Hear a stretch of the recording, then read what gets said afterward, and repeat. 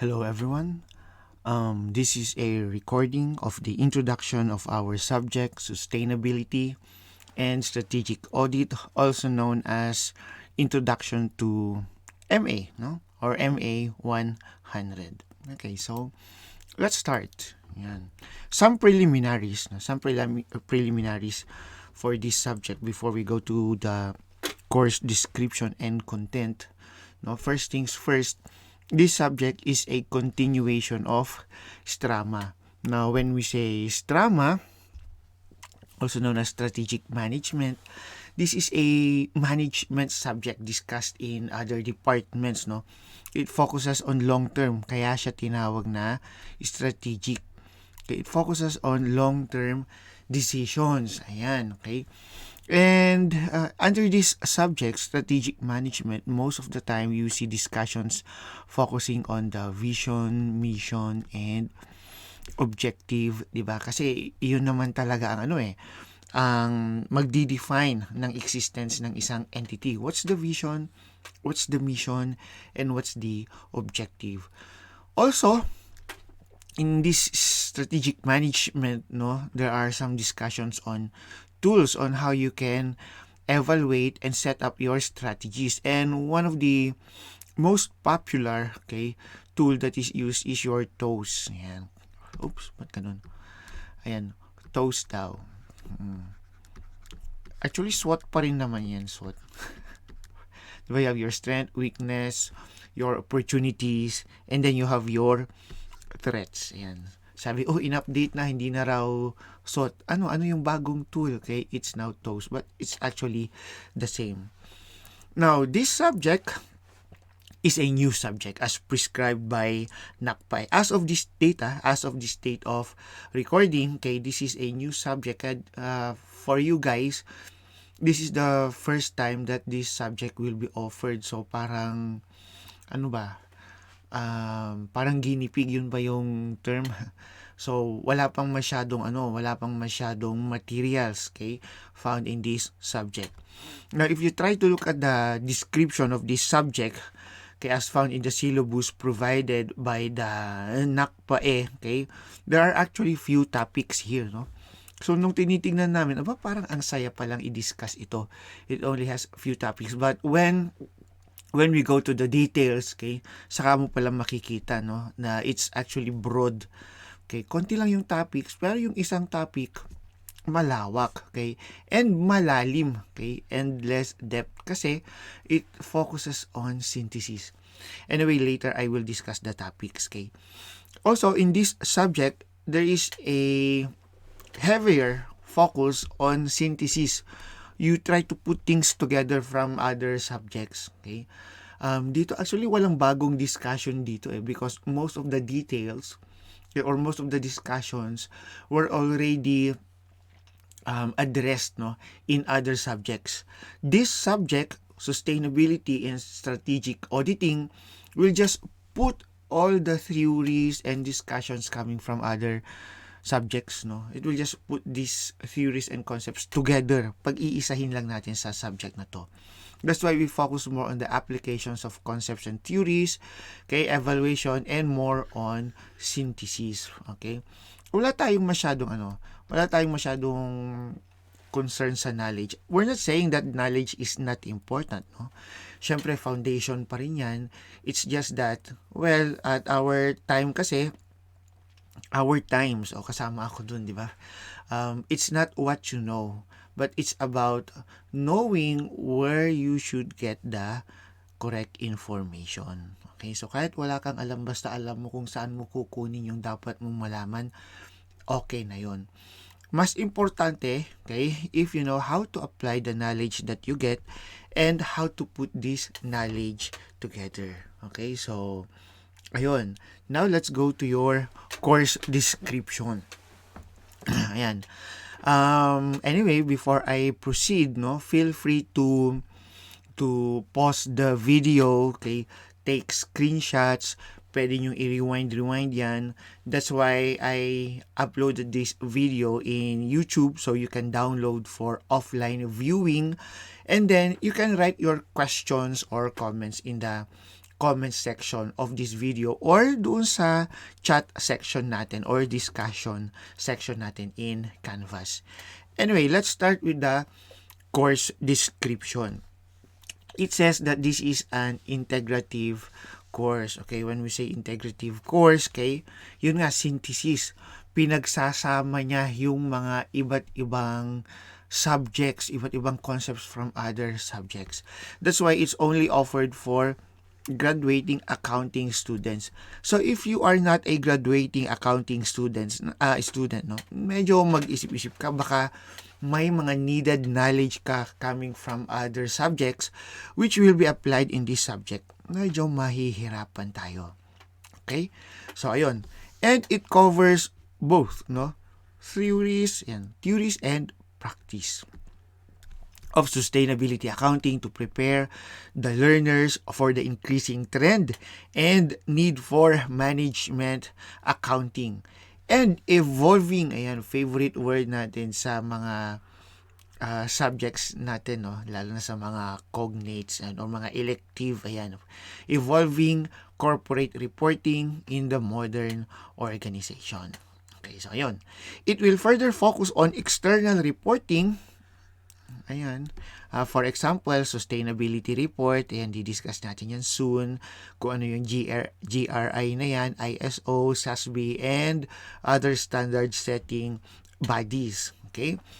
As well as on the necessary link between sustainability, sustainability,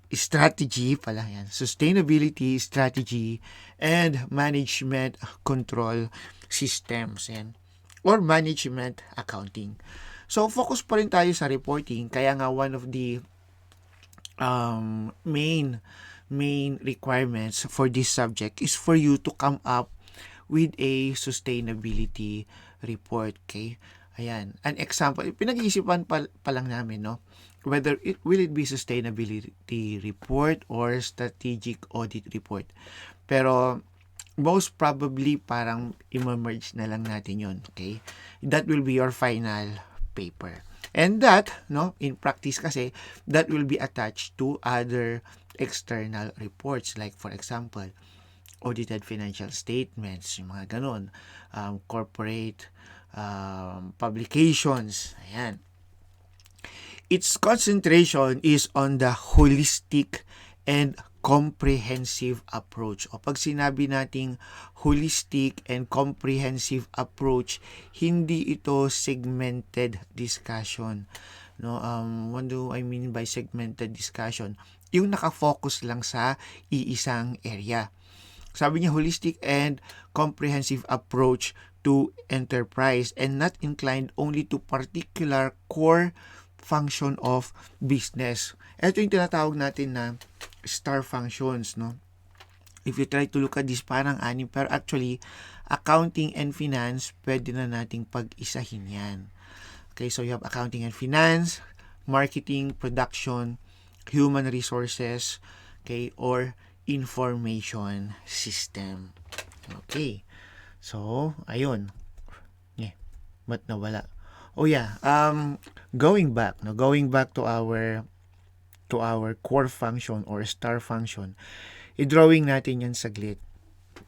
Okay? Bakit siya star? Lagay natin dito, accounting. Ayan. Accounting and finance. Okay, ano pa yung natatandaan nyo sa mga ibang sa previous slide? You have your marketing. You have your marketing, and then you have your human resource. Nilagay ko lang doesn't mean that this is the most important function, ano. They are equally important. Anyway, human resources, ano pa yung isa? Human resources, marketing, production, and information system. Okay, production and information system. Okay, so ganito kasi yan, no? These functions will have their respective inputs and outputs. Okay, so for example, accounting and finance, para makapag-function yan, it will need inputs coming from marketing. Okay, coming from production, pupunta lahat yan doon. Ganun. Okay? Ganun din, no? Ganun din dito sa HR. Okay? Kailangan niya ng mga input coming from finance. Okay? Accounting and finance, marketing, production, ayan, and information system. Okay? And so on and so forth, no? So, gaya nito, information system, kailangan din niya ng inputs coming from the other areas.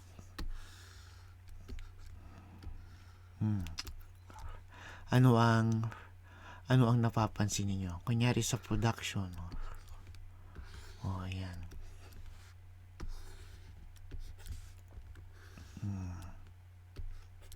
Okay? And of course, for marketing, kailangan niya ng mga inputs coming from the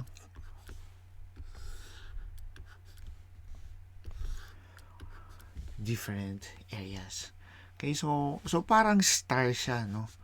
Parang pentagram ba or pentagon, yan. So, nagaganyan lang. Para magkaroon sila ng output, kailangan nila ng inputs coming from the different areas. Okay, and itong subject na to, we study them as a whole. No, hindi yung focus lang sa accounting and finance, or this subject is just a marketing subject, this subject is just a production subject, or information system subject, or HR subject. Hindi, this is strategic auditing.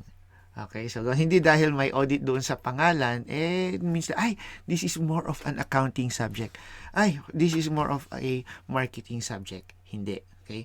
Siguro kung isa-summarize natin, this is more of a management subject. Okay? Management subject which covers all the core areas. Okay? So, ayun, yun pag-aaralan natin dito. Continuation ng course description. Okay? It considers also the industry and competitive environment. Ayan, kaya gagawa tayo ng SWOT analysis dito. Hindi lang gagawa, kundi i-audit natin yung mga existing na SWOT analysis. Okay? Titignan natin kung competitive pa rin ba. Di ba isa naman talaga ito sa mga objectives natin, no? Especially for profit-oriented companies, that we should be continuously competitive in our in the industry. Ayan. In which it operates its long-term direction. Ayan, focus tayo sa long-term direction and strategy, its resources and competitive capabilities, and its prospects for success. Okay. Basta pag nakita mo na yung term na strategy, long-term na kaagad yun. It orients the learners on the effective and efficient stewardship of the organization's resources via synthesis on various knowledge acquired from previous courses. Ayan na naman yung synthesis. Pagsasamahin daw natin yung mga knowledge coming from previous courses. Okay? Now, eto, sawang-sawa na kayo dito sa effective and efficient. Pag sinabi nating effective or effectiveness, it has something to do with dito sa effectiveness, no, how good you are in achieving your goals or your objectives. Are your objectives met? Diba? So, yun. If they are, then you are effective. Efficient or efficiency naman, if you are using the right resources. Okay, wala bang nasasayang sa paggamit natin ng resources in achieving your objectives. Okay, so yun talaga yung difference niyan. Effectiveness has something to do with meeting your objectives. Efficiency has something to do with the utilization of your resources. Although there are some discussions na effectiveness is doing the right things, and efficiency is doing things right. Well, pwede rin yun, pero mas magandang definition siguro yung nauna para hindi na tayo malito. Okay? Although the second definition, mas maganda siyang pakinggan. Anyway, ayan. It considers assurance issues using leading rather than lagging indicators via strategic audit. Ayan, yan yung gagawin natin. Okay? Pag sinabi nating indicators, at tatlo kasi yan eh. You have your leading, siya yung nauuna. Okay, number 2, you have your coincidental. Roughly coincidental. Tama ba yung spelling ko? Dental. Idiots ako pagdating sa spelling. Coincidental indicators. And then number 3, you have your lagging indicators, no? These are events actually that happen, okay, together with another event na gusto nating intindihin or i-analyze, no? Like for example, no, let's start with the lagging indicator. Okay, very easy. Let's talk about your ratios. Yan, your numbers coming from your financial statements. These are considered as lagging indicators because this information is available after the event has happened. Now, what event? Well, it depends. Kunyari, if we're talking about, let's say, your net profit margin, okay, was found to be favorable. O, di ba? When? Nung December 31, nung nag-compute ka ng, ng financial ratios, okay, what does it indicate? It indicates that, okay, the company has, sabi ko, favorable, di ba? Yung NPM natin. So, it indicates that the company is profitable, okay, during its current year of operation. O, di ba? Nag-operate ka muna, naging profitable ka muna bago mo nalaman yung net profit margin. That's why it's called a lagging indicator. Nahuhuli yan. Okay? An example of a leading indicator is, for example, no, as of January, you already knew, no, you knew that the prices, ayan, when we say prices, let's talk about the cost na lang. We know that the cost of your raw materials will go down. Okay? The cost of the raw materials will go down, and then the demand, okay, the demand for your product went up. Okay, so alam mo na, this is going to be a good year. Okay, you will know that your profit will improve. Okay, so that is an example of a leading indicator. They happened before the main event. Yan yung mga tinitignan talaga ng mga ng mga traders, no, yung mga nag-a-analyze ng mga company. So pag ito yung nangyari, alam nila, maganda yung magiging performance nito. Okay? Now, for lagging indicators, sometimes kasi your past is not actually a guarantee of what will happen in the future. O, di ba? Kung sino ka sa nakaraan, hindi nangangahulugan na ikaw pa rin yun bukas. Yan, but parang may hugot. Okay? So, ganun yun. Kaya, although they are useful, no, they are useful, but they don't provide any guarantees. Pati naman leading indicator, walang guarantee yan. Pero, no, mas reliable sila. Mas reliable sila para malaman natin what will happen in the future. Diba? Because what happened in the past is already irrelevant. Sunk cost na. Kaya kalimutan mo na siya, mag-move on ka na. Mas importante kung ano yung mangyayari bukas. Kaya mas importante yung leading kaysa sa lagging. Nasa indicators na rin lang tayo. Let's talk about your coincidental indicators.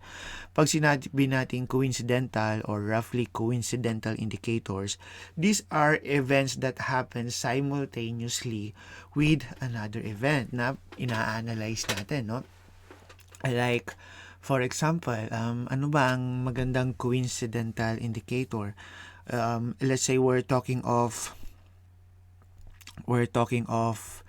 profitability, okay, for the current year.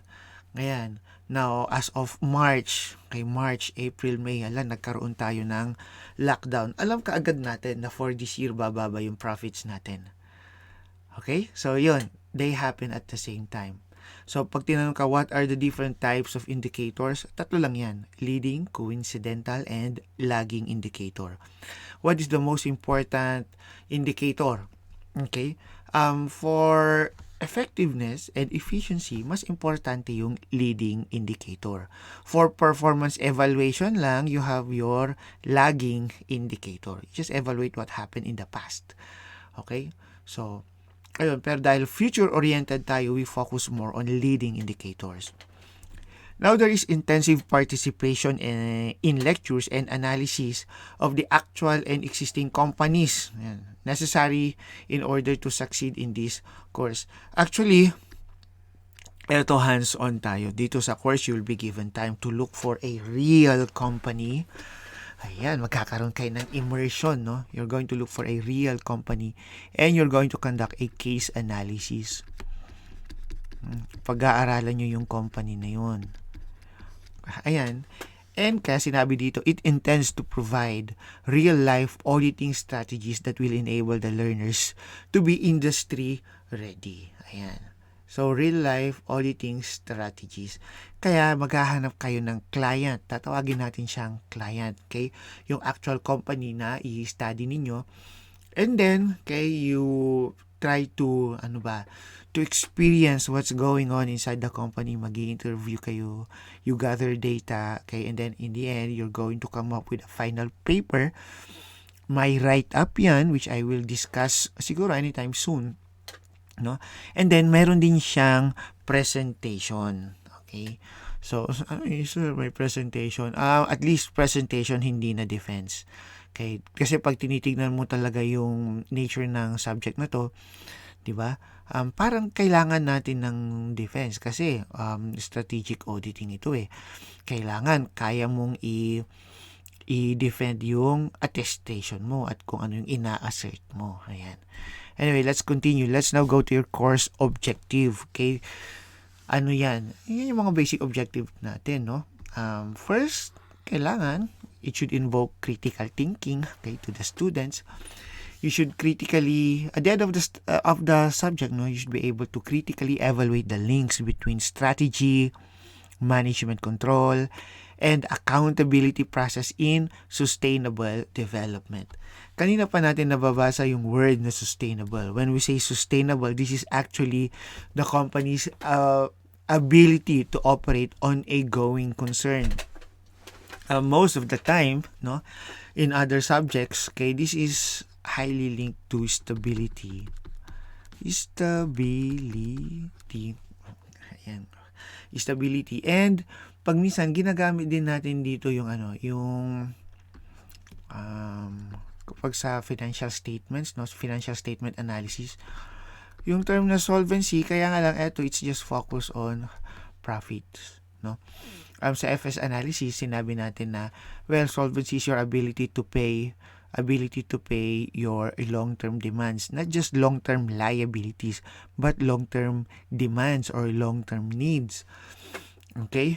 Well, long-term, I'm not saying na the definition, no, na sinasabing solvency is your ability to pay long-term liabilities is wrong. That's actually correct. Kaya nga lang, on a broader sense, okay, there are some long-term demands kasi which is not found in our financial statements, which are also relevant in decision-making. That's why I prefer to use the ability to meet or to pay long-term demands or long-term needs. And if you have that ability, okay, you will be stable. Stability is the ability to operate on a going concern.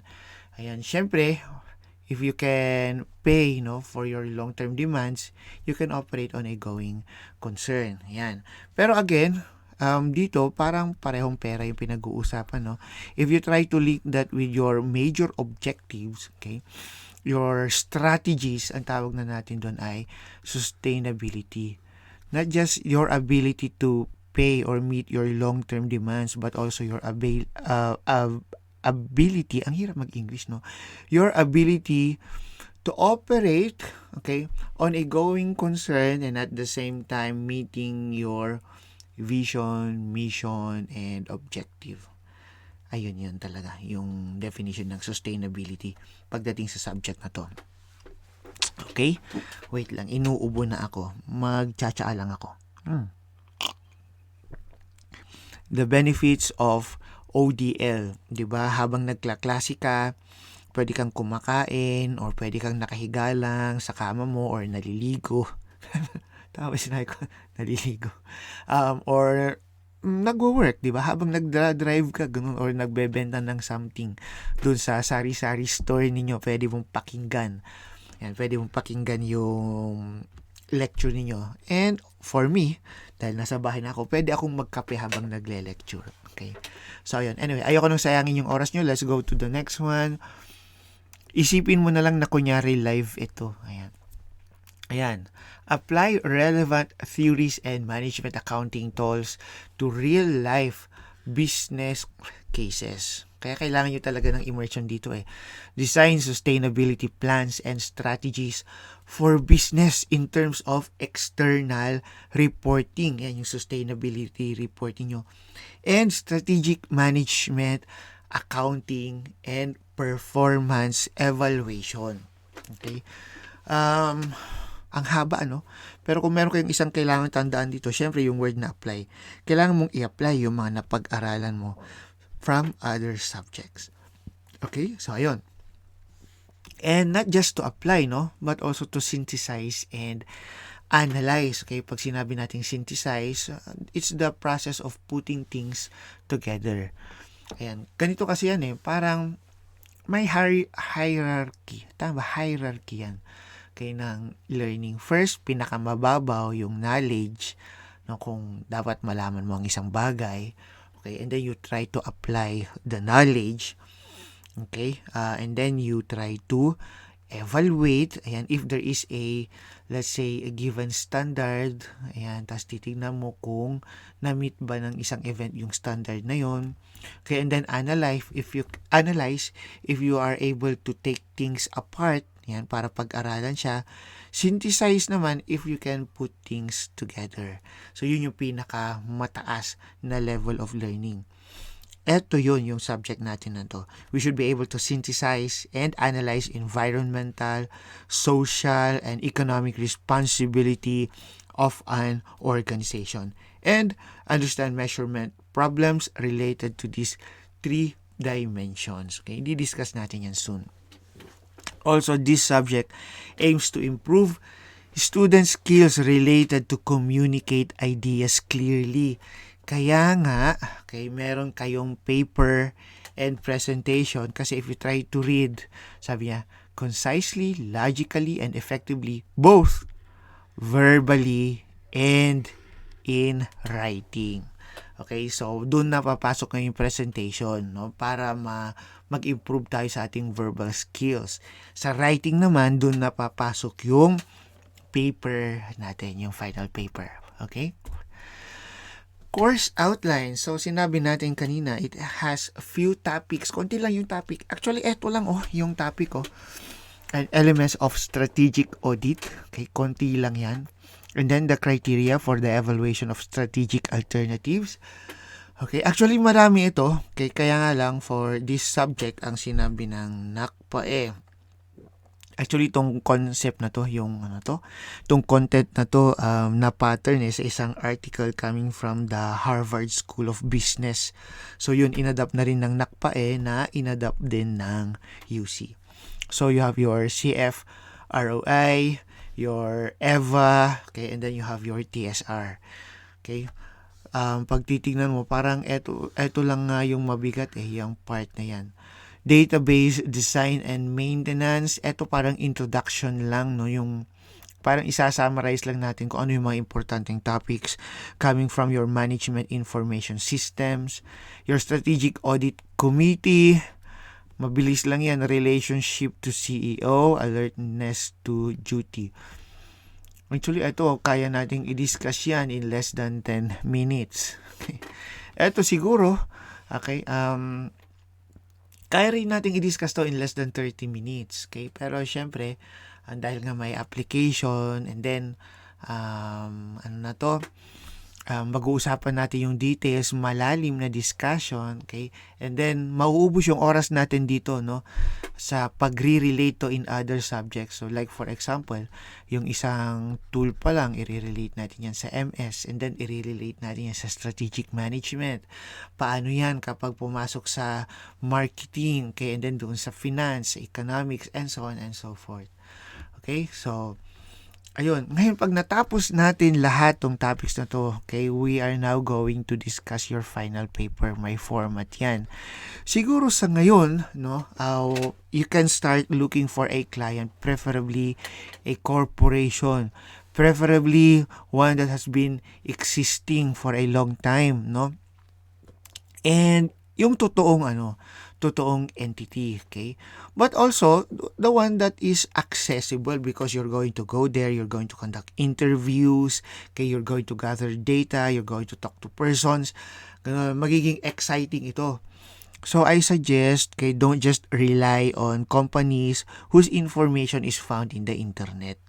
Okay, you will not learn kasi pag ganun. Okay, and of course, no, the process in coming up with a final paper will require a lot of documentations. Kaya hindi kayo makakatakas. Okay, you're going to go. You're going to go. Tama ba yung English ko? Okay, you will go to these companies and then you're going to document each engagement. We're going to call it engagement. No, kapag pumupunta kayo doon. Okay, so, basic class rules. Since this is online, okay, there is heavy emphasis on the focus on self-directed approach. Ayan, so we expect you guys, no, to have the initiative, no, to read further. Lalo na because this is a new subject, walang textbook pa na binigay. Wala pang masyadong mga materials na binigay sa amin. So, kung kayo ay mangangapa, lalong mangangapa din kami. Okay? Ayun, so anyway, sama-sama tayo mga pa. And anyway, magdi-discuss naman tayo. So, sharing na lang. Huwag kayong umasa sa i-discuss lang namin. Kasi baka mayroong mga materials kayong mahanap dyan, okay, or makita na mabasa. And then pagdating sa discussion natin, sasabihin ko sana discussion dito sa classroom pero wala palang classroom. Pagdating dito sa discussion natin, mayroon akong hindi na-discuss pero nabasa ninyo na you think it is relevant, you have to share. Okay? So, ayun, para maging enriching yung pag-aaral natin. Okay po? So, ayun. And of course, the best teacher will be experience. Ayan. And the best motivator, syempre, will be yourself. Yan, so, yun, self-directed approach tayo. And honor system, especially during assessments, no? Dito sa online, ay nako, talamak ang cheating talaga. Ang daling mag-cheat, no? Tanggapin na natin. Kaya nga lang, since this is a, integrative subject, no? Magsisynthesis tayo. Parang pointless, no? Pointless ang mag-cheat. Hindi talaga tayo matututo. It has to be clear, no? Kailangan clear sa atin. Ano ba talaga yung objective natin? Is our objective just to pass this subject and that's it? Or is our objective to be prepared, okay, for industry practice, 'di ba? Para matuto ka talaga dapat. Okay? So, ayun, hindi lang para pumasa sa subject, kundi para matuto ka at mai-apply mo 'to. Okay, kapag graduate ka na. Ayan. So, ayun. And, ayan, gusto natin low-key, relaxed environment lang tayo dito, no? Ayaw ko ng masyadong formal. Nasa bahay na nga lang tayo. 'Di ba? Gagawin pa nating masyadong formal or masyadong structured kay yung learning environment natin. That's why you will expect me most of the time just recording the discussions, uploading to YouTube, ganun, para in your free time, tama ba? Or in your own pace. Ayan, pwede mong pag-aralan yung discussion natin. May chat box tayo, may discussion rooms tayo. I suggest, no, na mag-join kayo. And I'm not expecting you to chat in English all the time. No, just be clear with what you are saying. Just be polite. Ayan, masaya na ako dun. Okay, basta ba relevant yung sinasabi mo, you're actively participating, okay, magiging masaya ako dun. Which leads me to the next item, no? participation over attendance. I'm not a big fan of checking attendance, no? Kasi there are a lot of limitations nga na hinaharap natin ngayon. Tapos, mag-check pa ako ng attendance, no? Paano kapag may nawalan ng kuryente or mahina ang signal? Gaya kung madalas mahina yung signal ko, which is also one of the reasons why nagre-record na lang ako. Kasi kapag nag-live tayo, baka bigla akong mawala, naghang yung mukha ko sa screen, di ba? Ang pangit-pangit na ng mukha ko, ang pangit-pangit pa yung pagkakapost ng mukha ko. Naku, patay. Madi-distract lang kayo. So, ayun. Ba't pa tayo napunta doon? Anyway, I don't check attendance. Sapat na sa akin yung timestamp kapag nag-participate ka dun sa chat, for example, or sa discussion. May timestamps naman yung mga participation natin. Okay na sa akin yun.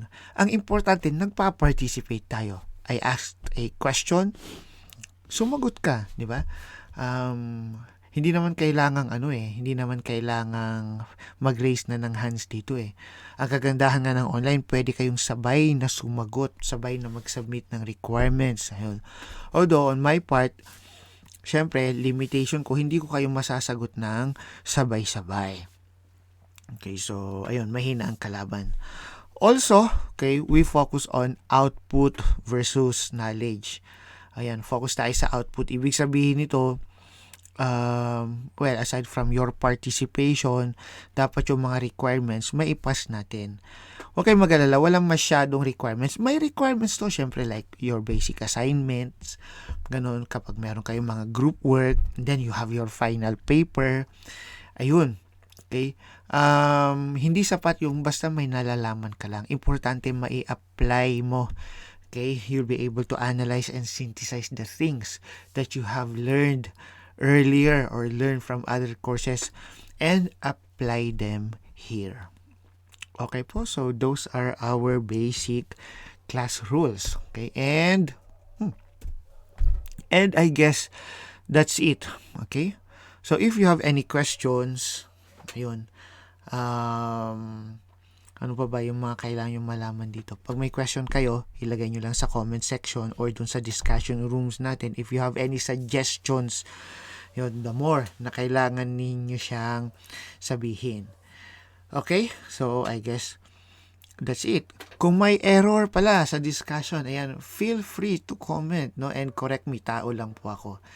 Ayan. Hindi lang error sa topics, pag minsan nagkakaroon din ako ng technical errors dito, and I don't really intend to edit my videos, no? Kapag may mali akong nasabi, ganun, bahala na. Ayan, tuloy-tuloy lang. Okay, i-correct ko na lang as we go along. Okay po. So far for this discussion, ang problema ko lang, nagloloko yata yung mic ko pag minsan masyadong malakas yung pick up. Pag meron kayong hindi naintindihan, i-question nyo na lang. And I'll be very happy, no, to address your concerns. Okay? So, I guess that's it. I'll see you in the chat rooms.